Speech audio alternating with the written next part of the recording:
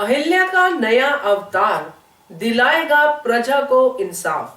नमस्कार दोस्तों, स्वागत है आपका आपके अपने चैनल हंग्री स्पिरिट्स में। हंग्री स्पिरिट्स देख रहे सारे दर्शकों का मैं अंजू शर्मा दिल से स्वागत करती हूँ।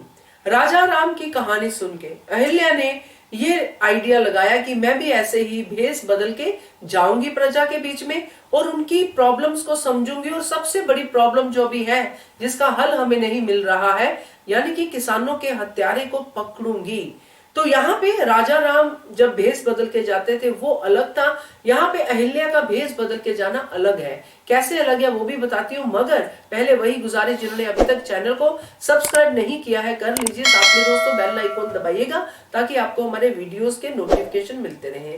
तो राजा राम की कहानियां हमने बहुत सुनी है, उसमें बहुत सारी कहानियों में हमने सुना है कि वो भेष बदल के प्रजा में जाते थे, मगर उनका भेष बदलने का कारण ये था कि राजा राम जब जाते थे तो कोई जैसे राजा के सामने अपनी बात नहीं कह पाते हैं, खुल के नहीं अपनी प्रॉब्लम बता पाते हैं, तो इसलिए वो भेष बदल के जाते थे कि मुझे राजा नहीं अपने जैसा ही समझे और मुझे अपनी प्रॉब्लम बताएं।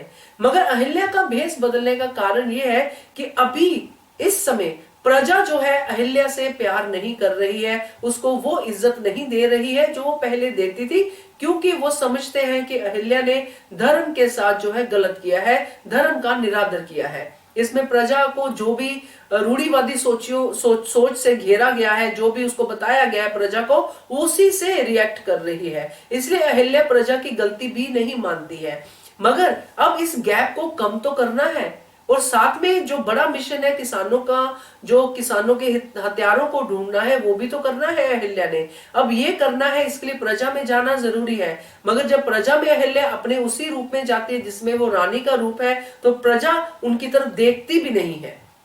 अब राजा राम और अहिल्या दोनों काम एक ही कर रहे हैं, प्रजा की भलाई, मगर यहाँ पे जो अहिल्या है उसने प्रजा के प्यार को वापस पाना है, इसलिए उसने भेष बदला है। अब वो भेष बदल के जब इन सब के बीच में जाएगी, और तब हत्यारे भी अपनी तरफ से बिल्कुल संतुष्ट होंगे कि अब तो कोई हमारे पीछे है नहीं देखने वाला। अब तो अहिल्या रानी भी मना कर दिया गया है, वो तो बाहर निकलती नहीं है वाड़े से, वो भी नहीं है, अब तो हम खुलेआम घूम सकते हैं। और जो अपने धनाजी सरदार हैं, जो वो अपने आइडिया लगा रहे हैं, उनको भी नहीं पता चलेगा, क्योंकि इस बात का सिर्फ और सिर्फ दो ही लोगों को पता है, एक है मल्हार सरकार, दूसरी है शाहजहां।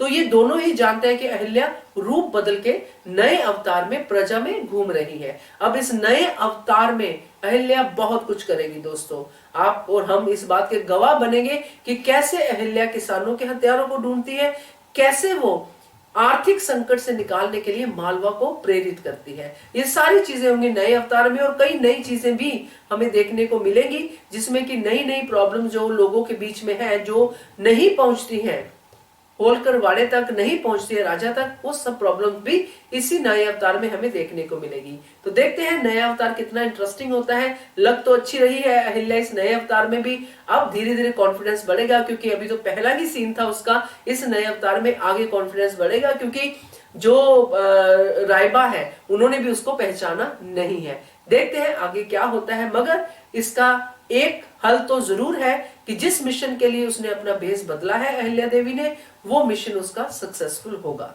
क्या कहते हो आप? कमेंट करके बताइए। देखते रहिए channel hungry spirits. Thank you so much. Subscribe to our channel by clicking the subscribe button. Click the bell button and enjoy the latest uploads from our channel.